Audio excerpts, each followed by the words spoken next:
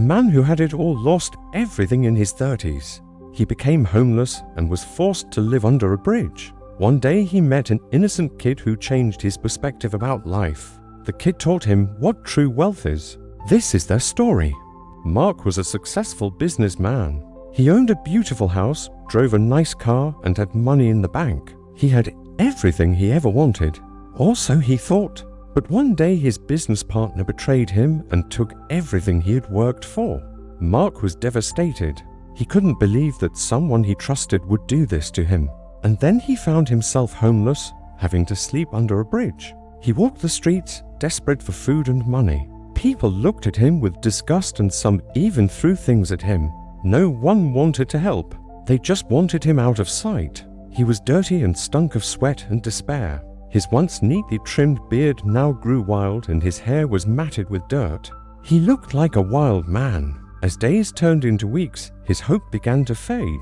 Every morning he woke up feeling hopeless. Why him? What did he do to deserve this? The pain of losing everything, the betrayal, the loneliness and the desperation.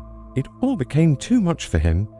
He felt like giving up. One evening, as the sun was setting, casting long shadows across the pavement, Mark felt a small tap on his shoulder. He turned his head slowly, expecting another passerby who wanted to mock him. But what he saw took his breath away. It was a young boy no older than 6, with curious eyes and a gap-toothed smile. The kid was holding out a small, neatly wrapped gift. The boy looked up at Mark and said, "Mister, I think you need this?" Before Mark could respond, the boy continued, "I saw you here last week and I asked my mom if we could bring you some food. She said you look like you really need it." Mark's throat tightened. It had been a week since he'd eaten anything. He managed to croak out a thank you and unwrapped the package. Inside was a warm loaf of bread and a container filled with vegetable soup. It wasn't much, but to Mark, it was a feast. The boy sat down beside him, oblivious to the turmoil in Mark's heart. The boy's name was Leo, and he lived in the apartment above the bridge with his mother and father. He told Mark that they were going to finish eating their dinner, which his mom packed for him because she knew he would share it with the homeless man. Every day after school, Leo came to visit Mark. He brought him food, water, and sometimes even a blanket to keep him warm during the cold nights. Mark ate voraciously, relishing the taste of each morsel. It was more than just the food. It was the kindness, the innocence, the compassion that filled him up. One day, as they sat by the bridge, Mark gathered his remaining strength. He started talking to Leo about life, about how important it was to be kind, honest, and helpful. He told him stories about his past, about the time when he had a loving family and a promising future. Leo listened intently, his big eyes never leaving Mark's face. When Mark finished his story, there was a moment of silence. Then Leo asked, "Mister, are you rich?" Startled by the question, Mark looked at the boy. "What do you mean?" he asked. "Are you rich in spirit?" Leo pressed. "You know, like happy inside." Mark pondered the question. He thought about his old life, about how he used to chase money and success, never taking the time to appreciate the little things in life. He thought about the present, about how he had lost everything and how he felt empty inside. He looked down at Leo, who was patiently waiting for his answer. Mark took a deep breath and said, "No, Leo, I don't think I am." Leo nodded understandingly. "Well," he said, "you can learn to be rich in spirit by being kind, honest, and helpful, just like you taught me." Mark's heart skipped a beat.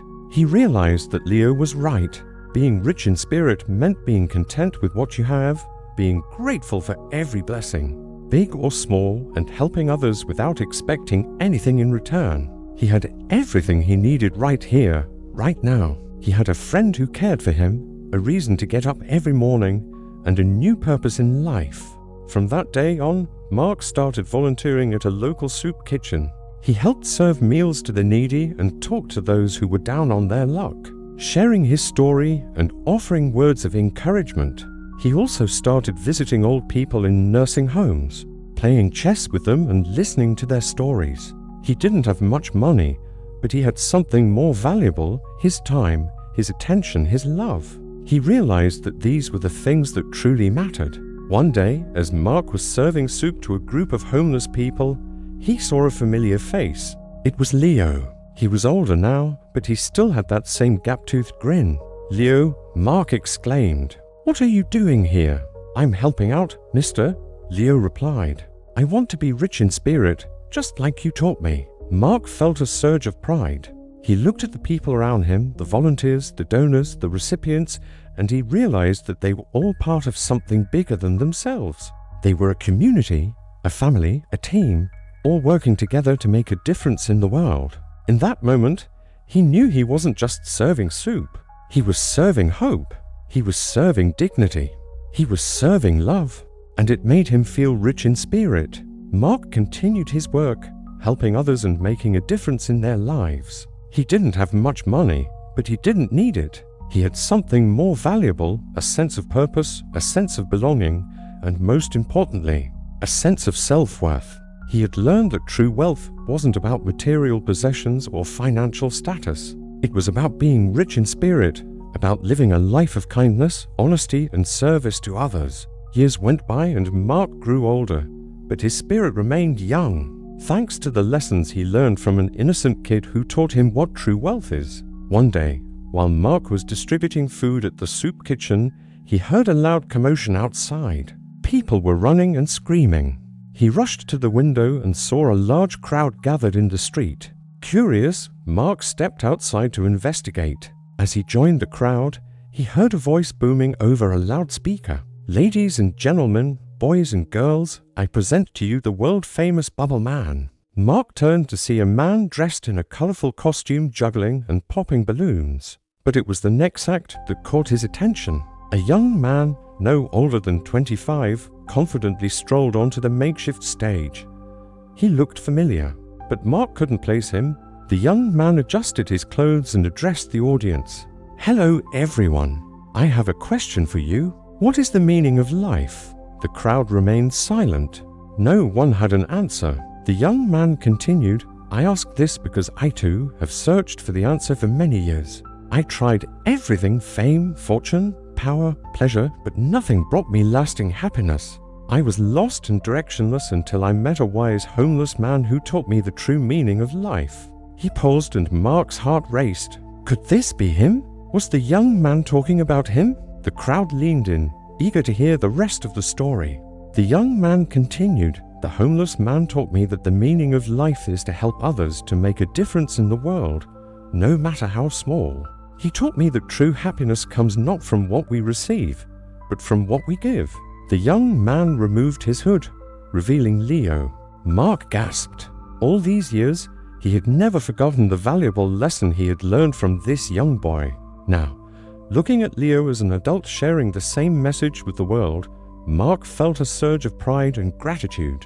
Leo's words resonated with the audience. Many had their own struggles and searching for answers, just like Mark had once been. Leo continued, "The homeless man may not have had much money, but he was rich in spirit. He was kind, compassionate, and generous. He taught me that the true meaning of wealth is not measured in material possessions or financial status, but in the richness of our character and the depth of our humanity."